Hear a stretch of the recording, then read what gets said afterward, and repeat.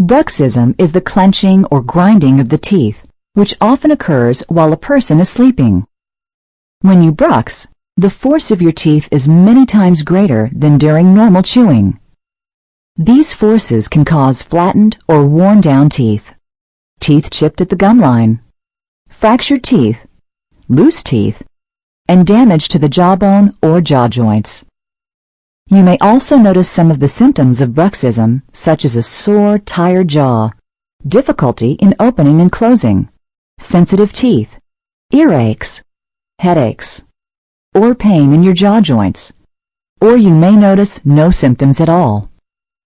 Though all of the causes of bruxism are not known, stress is often a factor. If this is the case, a variety of stress reduction techniques may be recommended. We may also recommend medication to temporarily reduce stress and relieve pain. Sometimes missing teeth, worn teeth, or teeth that are out of alignment may cause grinding and clenching. In this case, bridges, crowns, equilibration, orthodontics, or other dental treatments can restore your bite and eliminate grinding and clenching.